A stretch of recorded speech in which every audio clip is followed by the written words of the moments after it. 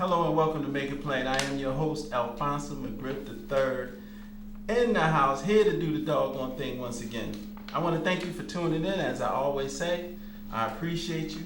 I don't take you for granted. You can be doing any number of other things, but you chose to hang out with us tonight, and that's always a wonderful thing.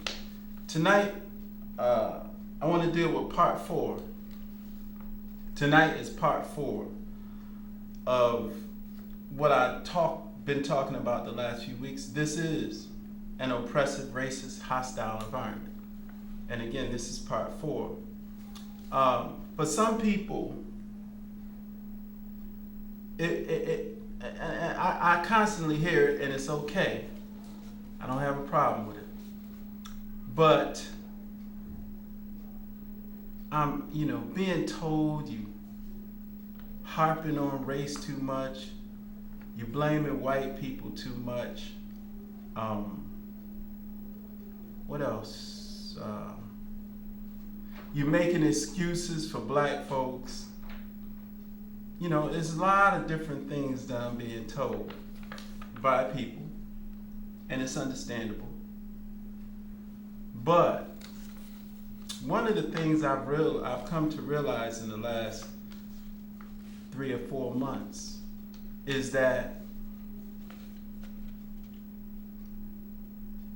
there's absolutely no way we as individuals can grow to our full potential,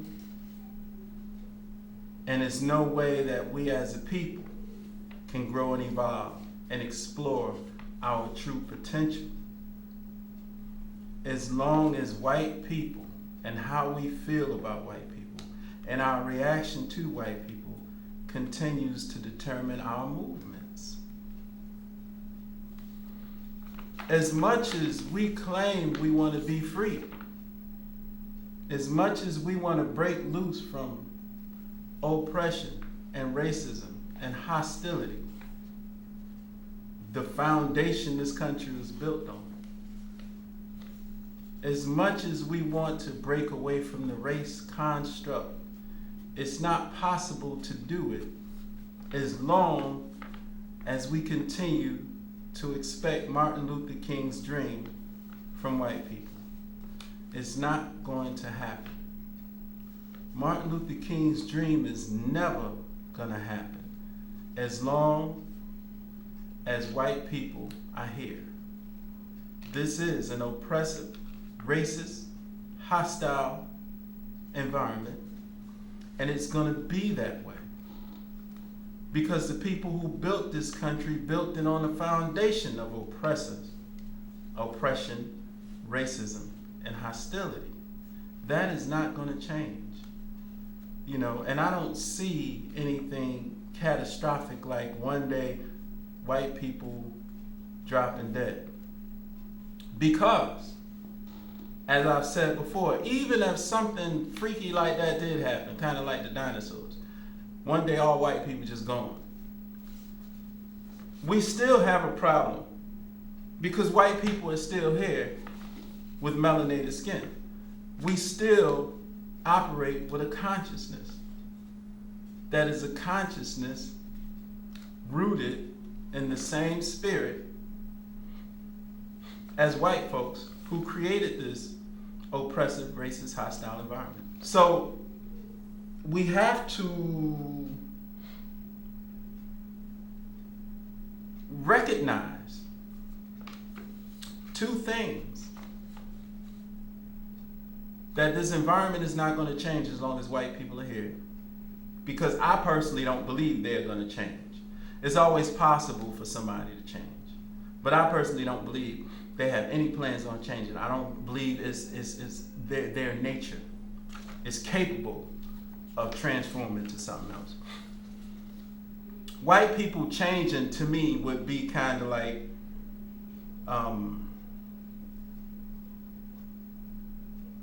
frogs becoming horses. And I don't know how possible that is, but I look at it in the same way. I don't see white people as changing. And in order for me to see white people differently, it is their responsibility to demonstrate that they are capable of behaving differently than their long history has clearly demonstrated. And I'm talking about ancient history and recent history. So I don't see it changing. Now let me again say what oppression is. Oppression is the exercise of authority or power in a burdensome, cruel, or unjust manner. I keep reading stuff on the internet with black folks hollering, "We want justice." You will never get justice from white people. Plain and simple. So if you want justice, then the only way we're going to get justice is if we get it from each other. But as long as we're operating with white folks' consciousness, which is the one they gave us over the 200 years, 60-year period of enslavement, as long as we're operating with their consciousness, we won't even give each other justice. So technically, when we say we want justice and we want it from somebody else, we confirm that it is mathematically impossible to get justice. Because we will never get justice from white people. And if we who are operating with a white consciousness or white folks' mindset given to us over a 260-year period of enslavement, if we don't recognize we have that and go inside to bring up and out our own universal consciousness, then it's impossible for us to even get justice from each other, because we're white people. That's why we act like white people. That's why we run around here killing each other, and our first solution to any problem is violence, because we are white people with melanated skin. It's not an excuse. It's a historical reality. So when I hear black people screaming, "We want justice," it's pretty incredible to me. It lets me know how far we have to go. I don't care how much the illusion of progress has made us think that we have moved into something new and different. I saw something about the top 10 companies that you thought were black owned. And on that list was TV One and Essence Magazine. And of course, Soft Sheen and Church's Chicken and some other things. A lot of people didn't know that Essence Magazine since 2005 has been owned by Time Incorporated. Essence is not black owned. Essence Magazine is not black owned. A lot of people think TV One is owned by a black woman. It's not. TV One is shared in ownership by this black woman and Comcast. And I said on the post that it doesn't matter being black owned or not black owned means nothing in America. What's important in America is if melanated people, those of us who call ourselves black or African, what's important is if we gain control over our consciousness. Because if we don't have control over our consciousness, and we're operating with a colonial consciousness, then even if we own something, somebody else owns our consciousness, and he who owns our consciousness owns everything we think we own. So in essence, if we're operating with a colonial consciousness and white people, which means white people control how we think or have predetermined how we think because of conditioning, then even if we own something, they still own it.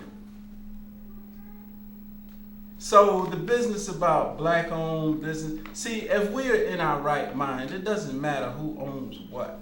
It doesn't matter who thinks they're in power or control. The only thing that matters is that we have the wherewithal to look around, figure out how the system works, and then go to work making it work for us. But we can't get there as long as we're stuck in this, oh, we need more black businesses. No, we need more melanated people to have control over their own consciousness. And it took 260 years of unedited, uninterrupted conditioning to get us to this point. It's going to take a minute for us to recover from that, if we ever go into recovery, because we haven't even gone into recovery. We are so deeply entrenched in denial. Recovery is somewhere down the road. It's, I don't know where recovery is. I like to say that I'm in recovery. But as it relates to melanated people or black people, no, we're in denial. We stuck in black stuff. We stuck in white stuff. We stuck in race. We are a universal people. So, this is an oppressive, racist, hostile environment that uses its available tools, including the media, to vilify anyone, especially black folk who don't act in the best interest of white people. Anytime black people, whether it's entertainers, athletes, scholars, or the average Leroy or Shaniqua, anytime we are afraid to speak our true feelings because of what white people can take from us, or if we're afraid to make white people uncomfortable, it's confirmation that we still live in an oppressive, racist, hostile environment.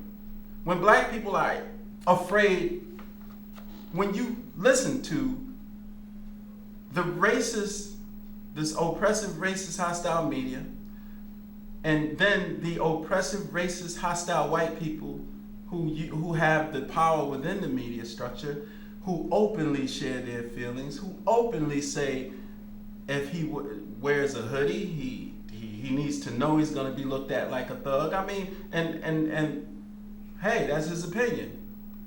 But they don't feel like something's going to happen against them from us if they state their opinion. But you got black people in entertainment in particular, whether it's Hollywood or in the music business or any of these forms of entertainment, who are in fear of sharing their true opinions about this oppressive, racist, hostile environment and everything it represents. They are in fear because of what white people will take from them.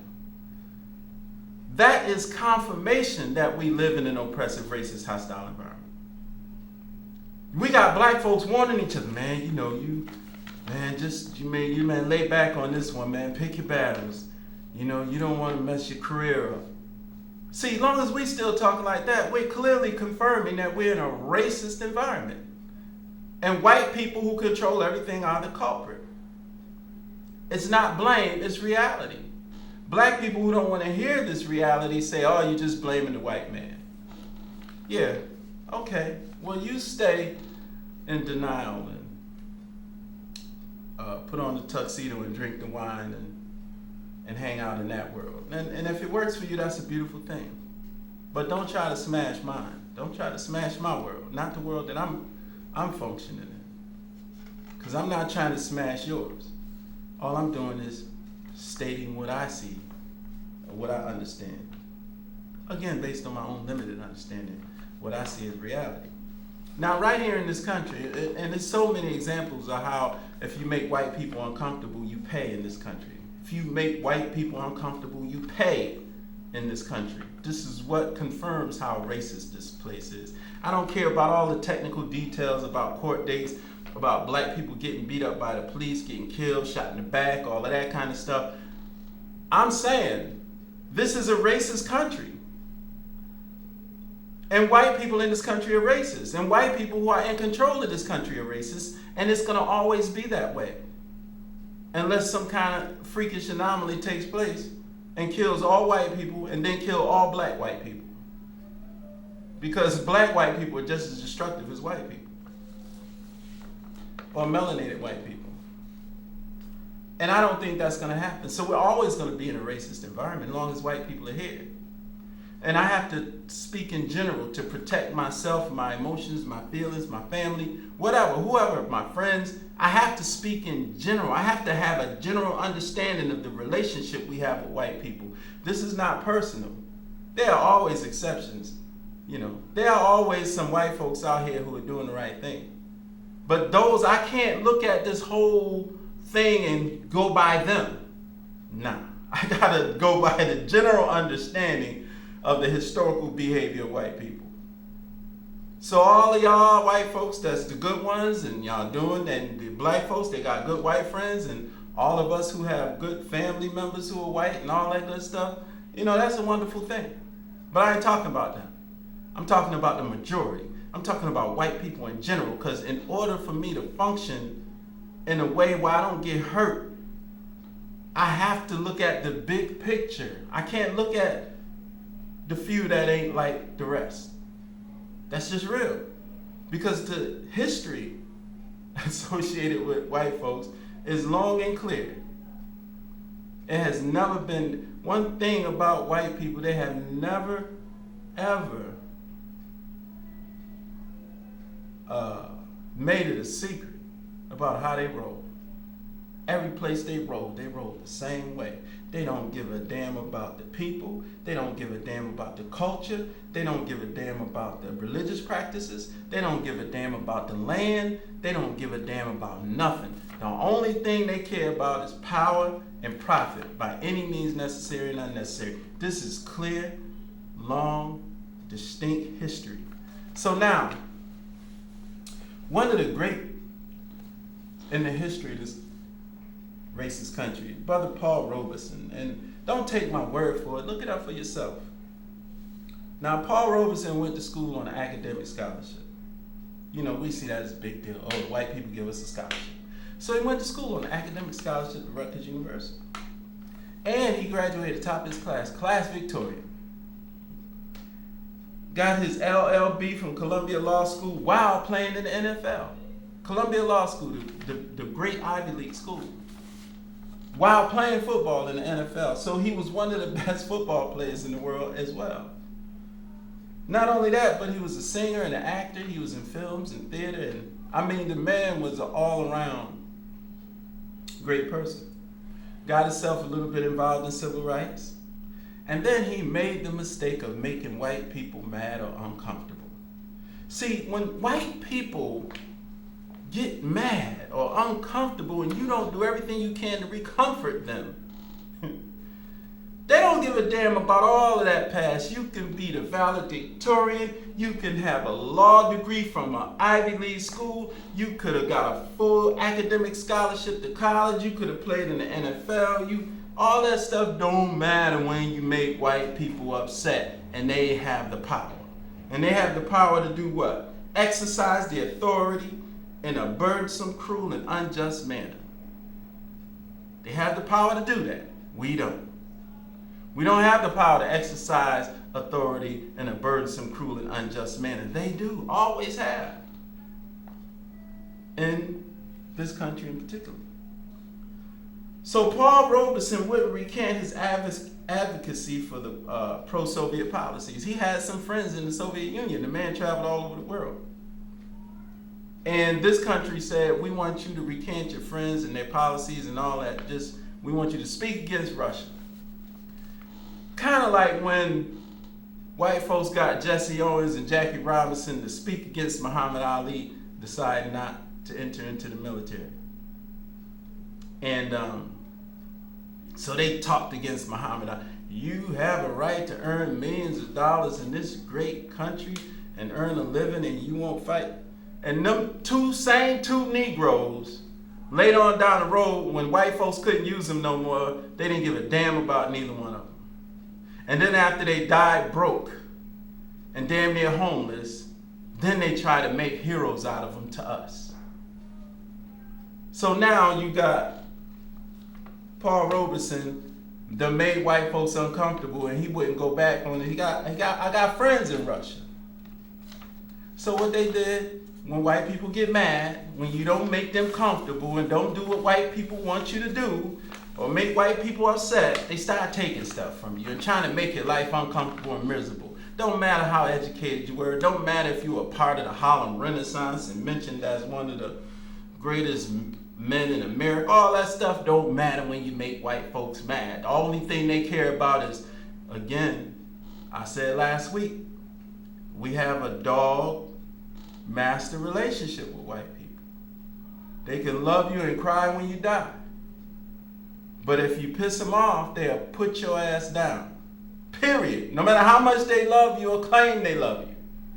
No matter how many people's lives you saved, no matter if you was a war hero, no matter if you was a valedictorian or a leader in the Harlem Renaissance, if you piss white people off and you black, you're gonna pay. They're gonna take something from you, they're gonna make your life miserable.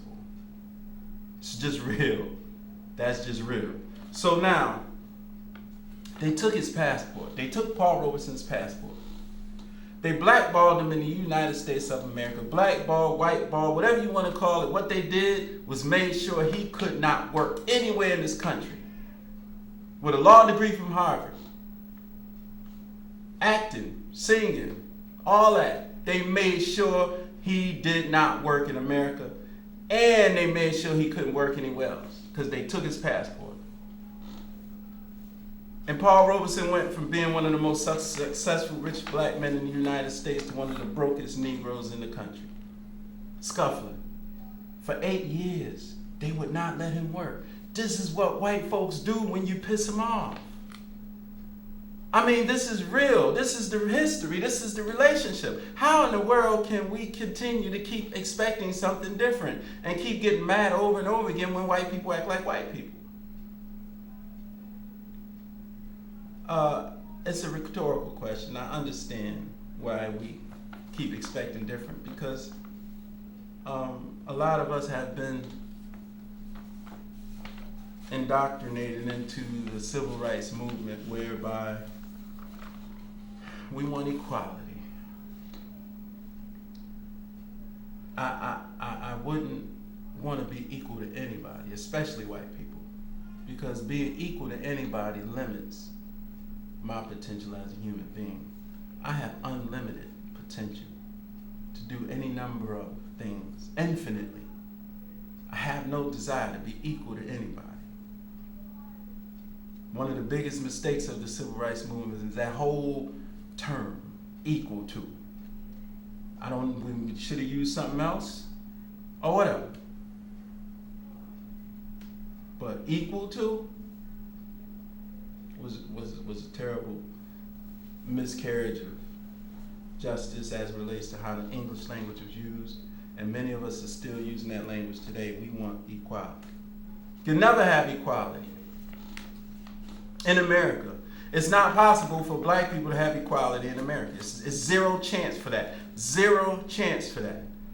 Because we weren't involved in the beginning when the oil was being discovered, and industry and agriculture and natural resources and all these things were being, people were battling for control over these different areas. We were locked out. Like I said on the Monopoly game, they snatched up all the land, put hotels on everything. They controlled all the railroads, the utilities, they controlled the banks, they controlled the prisons, they controlled everything. And then, after gaining control of everything in this country, they said, okay, y'all can play now. Everywhere we land, we catching hell.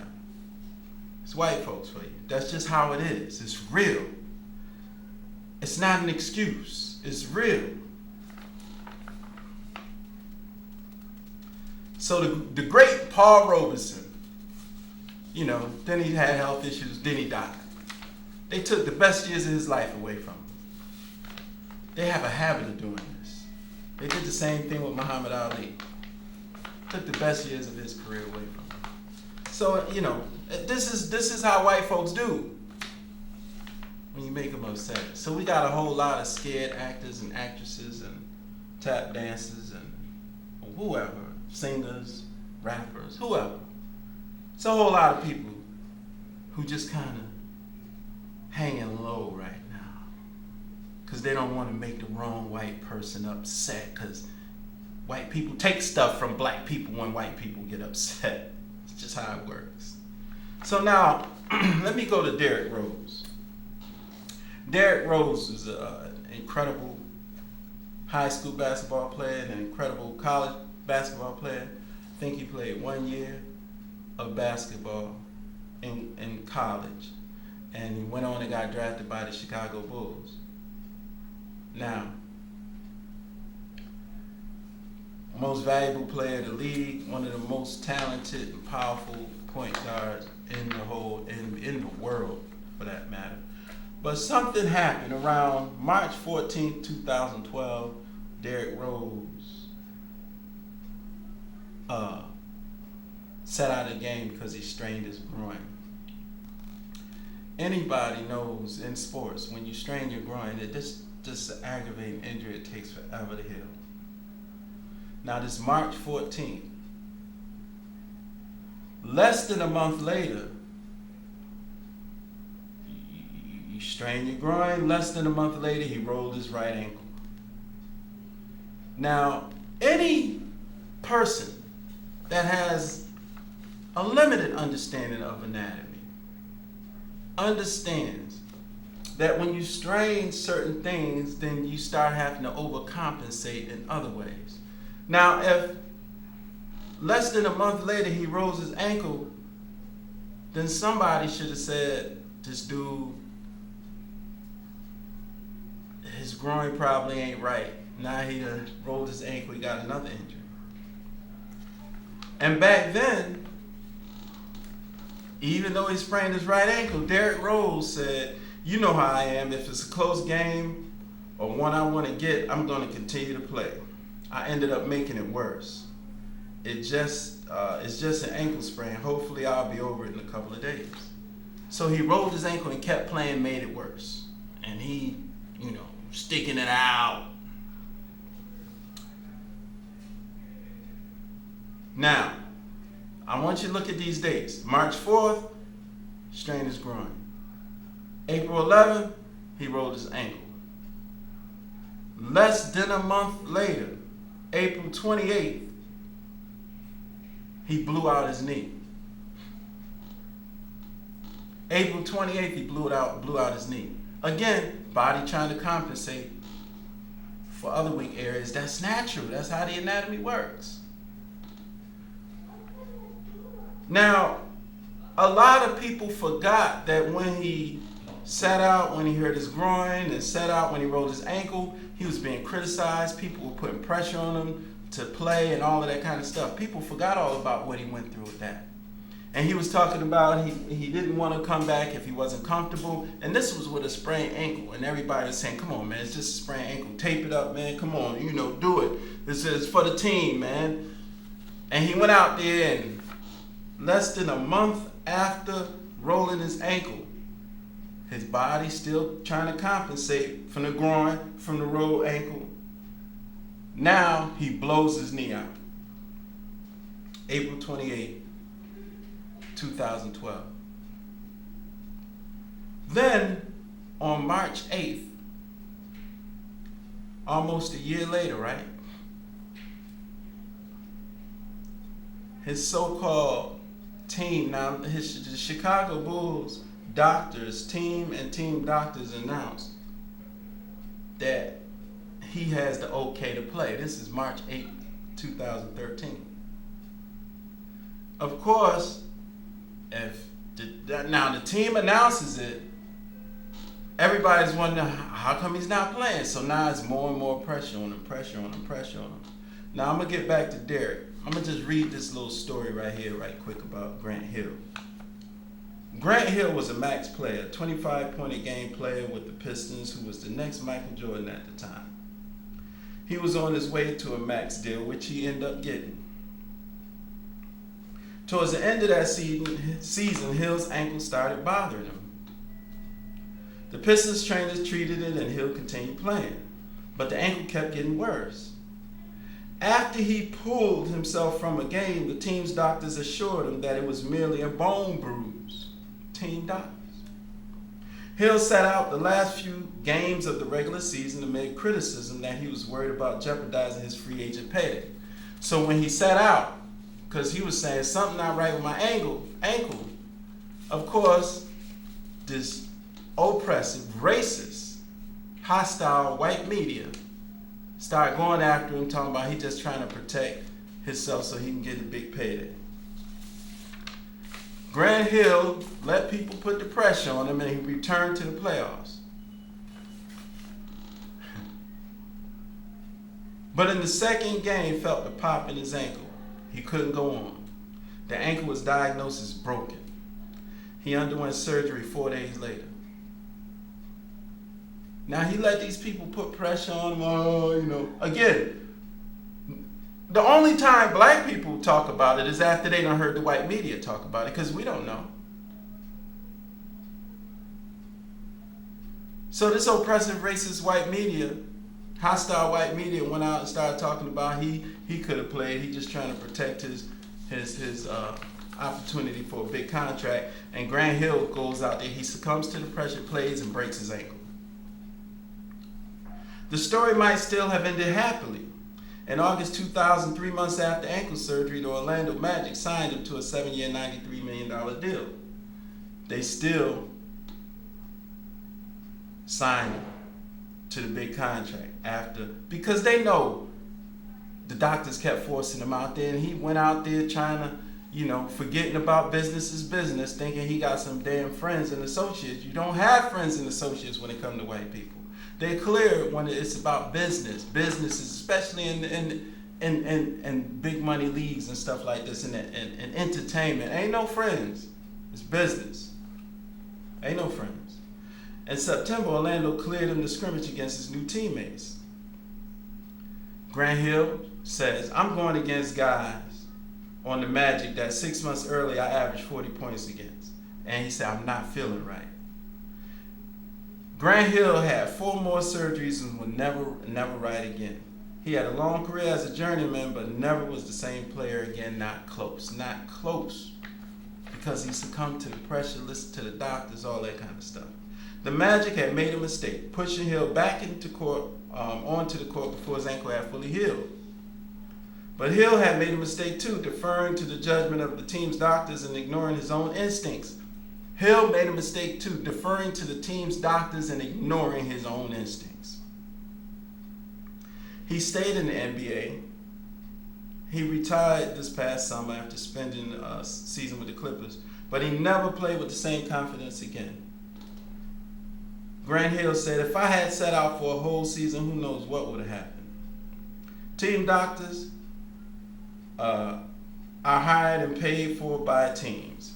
Who do you think they're looking out for? Team doctors. It's why you see so many players get second opinions on injuries and treatments. So now, all of this pressure is being put on Derrick Rose after March 8, 2013 to come in and play. They ranked the rest of the season. Then they were pressuring him, saying he should be playing in the playoffs. They were talking about he was turning his back on his teammates. All of this old personal stuff. But Derrick Rose, on July 3rd, 2013, after everything is all said and done, he said, I had to be selfish after the knee injury. I couldn't be running around worrying about what people saying, all that stuff. I had to look out for myself. Business is business. I had to be about the business. Even when he says I had to be selfish, he's caught up in emotional talk. All he had to do was say, business is business. I made a business decision that I thought was the best decision for me. When he said I had to be selfish, he's still over there floating in the emotional area. When you're dealing with white folks in big business like that, ain't no emotion. You have to function based on business. And what I'm trying to say is, this oppressive, racist, hostile system created by white people, no matter how wonderful you were, he was the All-American, he was the All-NBA, he was the most valuable player, he was all of this. But soon as you don't do what white people want you to do, they calling him a quitter. He turning his back on his teammates. All of this other, just using their oppressive, racist white media to try to destroy this brother. And we already see what Grant Hill went through. Grant Hill saying, and we never know, if I had just went on and sat out the year like Derrick Rose did, we don't know what would have happened, but he messed around and listened and succumbed to the pressure.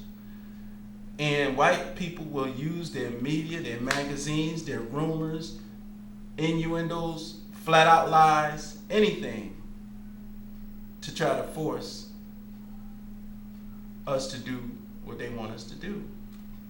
And if for any reason we don't, the goal for them is to make sure we pay. We're going to open up the lines, 860-524-8920. 860-524-8920. I told you about Paul Robeson. He didn't do what white folks wanted. They tried to destroy him. Told you about Muhammad Ali. He didn't do what white folks wanted. Their goal was to destroy him. I still think part of what they're doing now when they wheel him out on the football field, shaking uncontrollably, that's all still white folks doing their thing.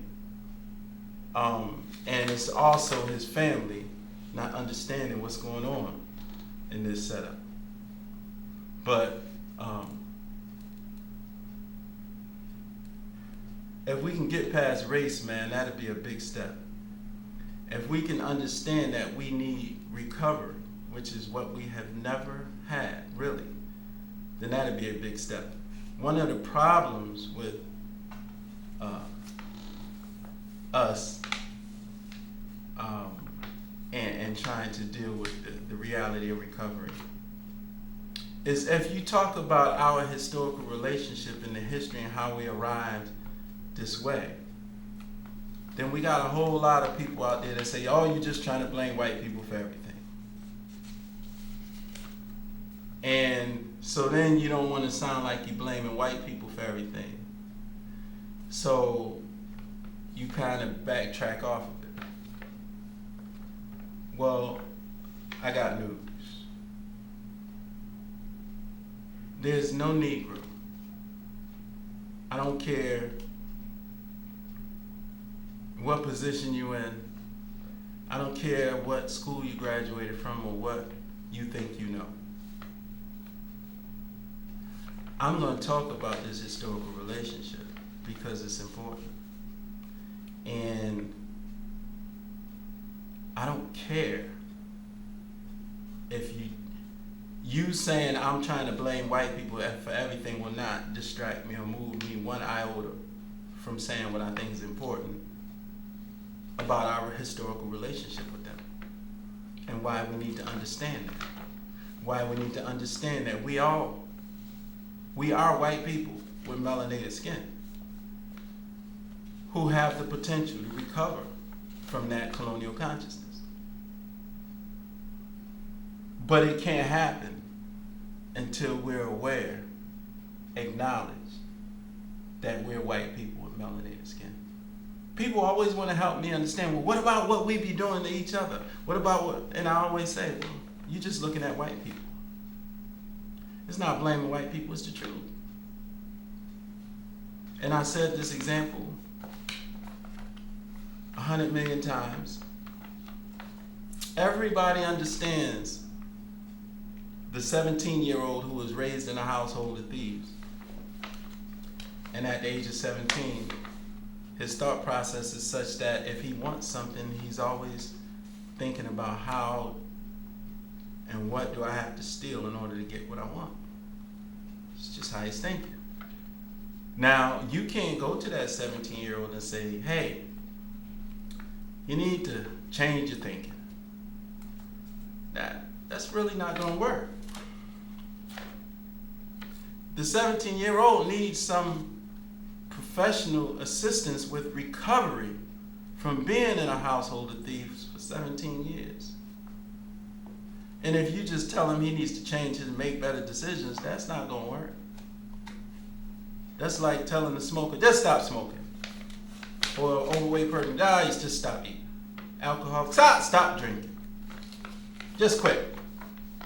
Anybody with addiction issues or, any kind of psychological stuff like that, you can't just roll up on them and just stop. somebody bipolar. Oh, cut it out. Don't work like that. People need assistance with their recovery.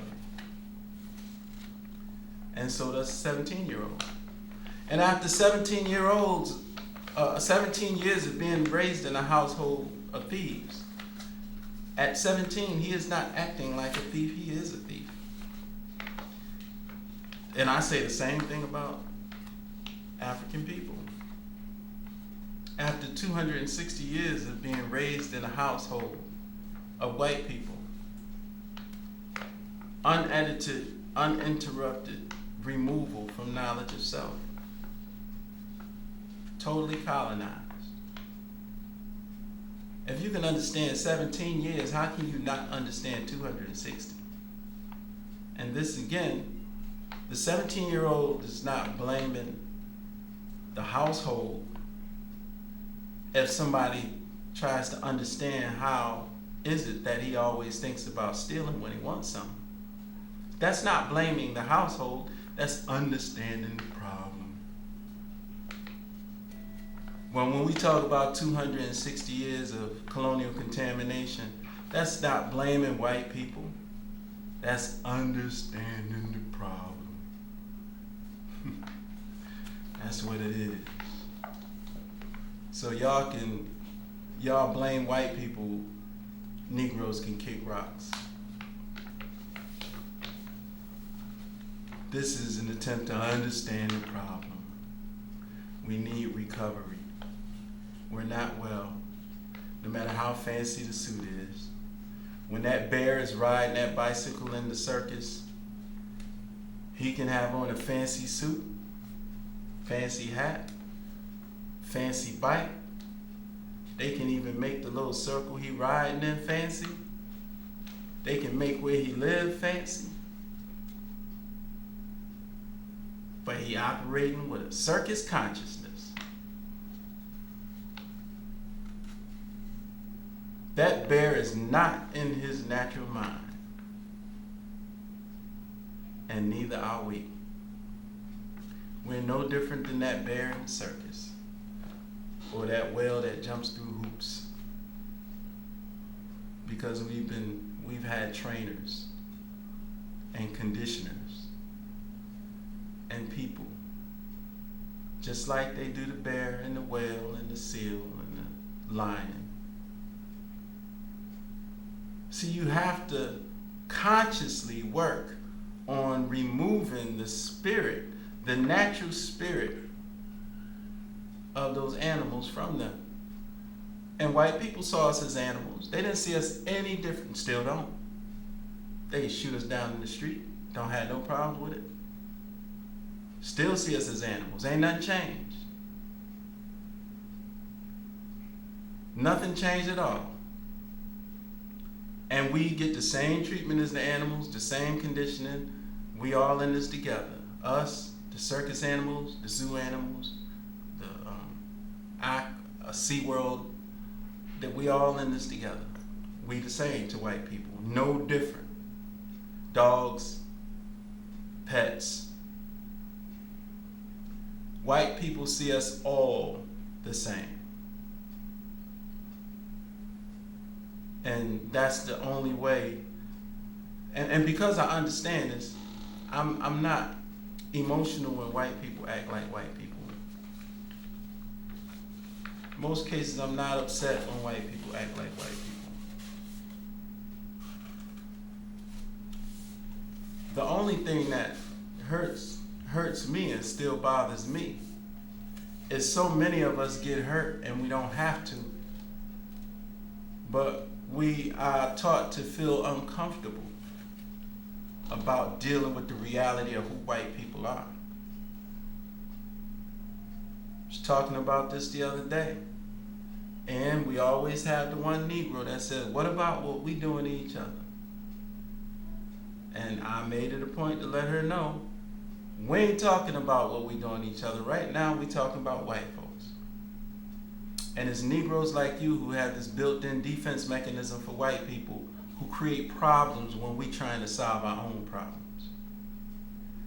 It's Negroes like you who say, oh, Stop blaming the white man for everything, who keep us from going into recovery.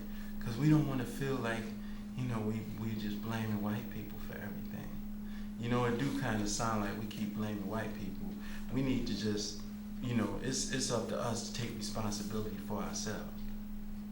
What's one of the first things you do when you take responsibility for yourself? You walk in the damn jungle.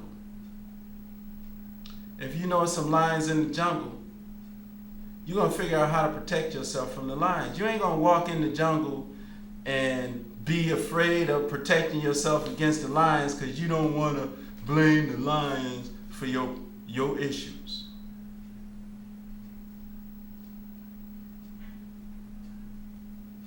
You walk in a forest and there's some snakes there, and you know it's some snakes there.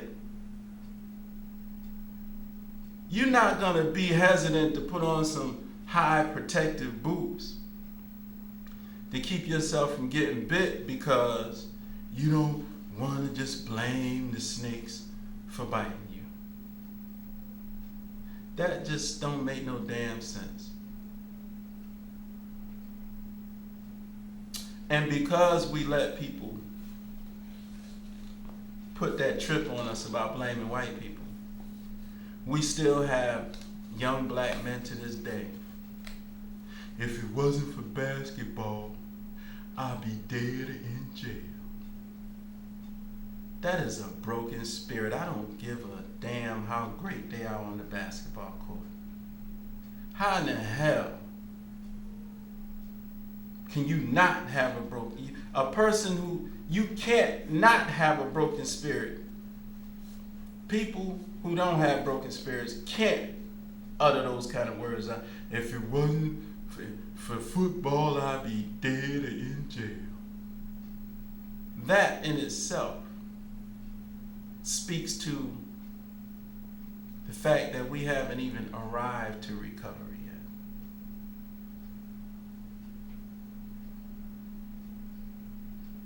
yet. If it wasn't for this rapping and singing, I wouldn't know what to do myself.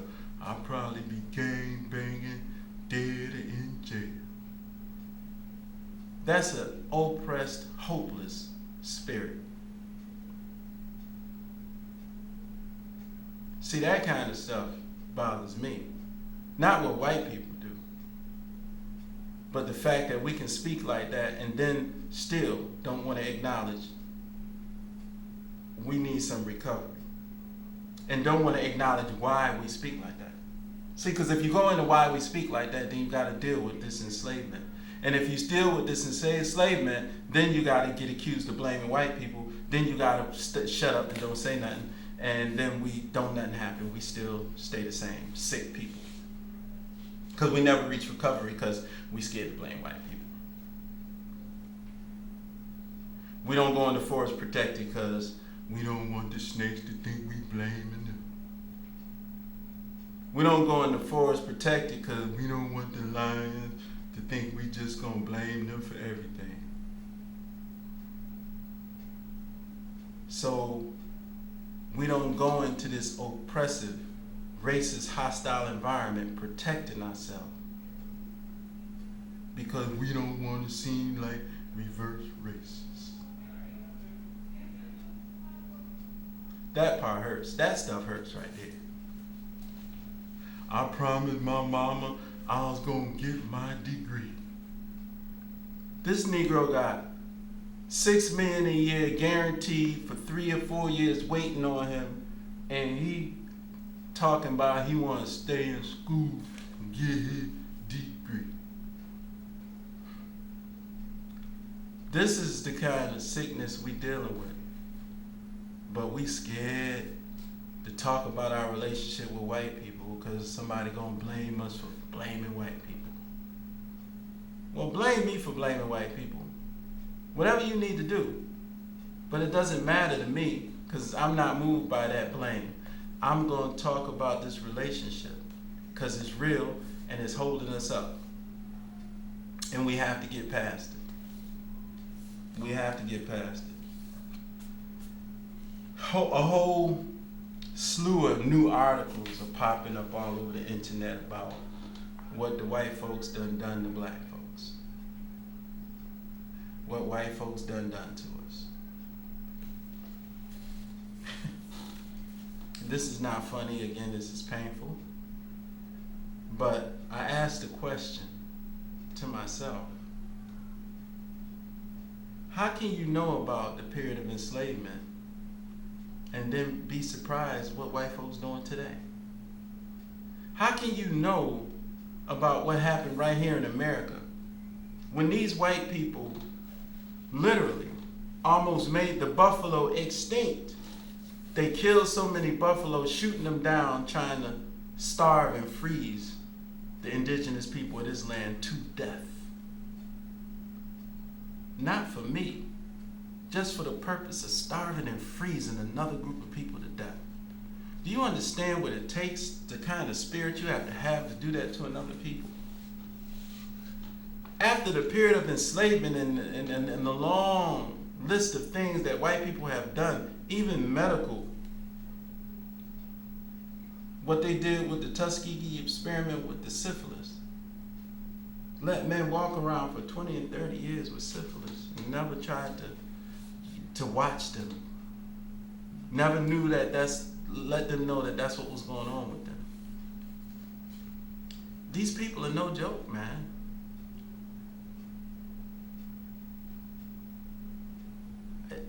We have no room to be optimistic about white people in general because we have too far to recover for ourselves. No room to be optimistic. We have too far to recover for ourselves. Do you know white people are responsible for making a whole group of people, human beings, extinct? I'm not talking about ducks or squirrels or a certain kind of bird. I'm talking about human beings. White people are responsible for making a group of humans extinct. Look it up. Don't take my word for it. They're called the Tasmanians. Look it up for yourself. Don't take my word for it. Or all you gotta do is watch the History Channel. White people will tell you all day how foul they are. All of the wonderful, deadly things they've done to nations and to each other and to other people they've encountered. This is an oppressive, racist, hostile environment. It's our responsibility to recognize that it is and that's the only way we can begin our period of recovery. As long as we don't want to recognize the reality of this environment created by the people, as long as we don't want to deal with the fact that as long as white people are here, this racist environment is going to remain.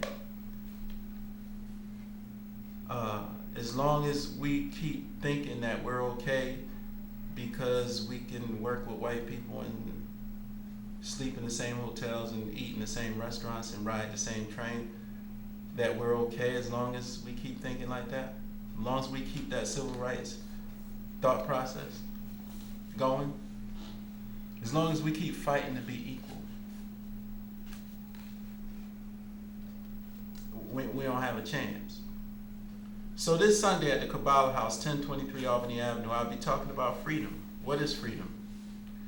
Have we defined freedom? Is it possible to have freedom in an oppressive, racist, hostile environment?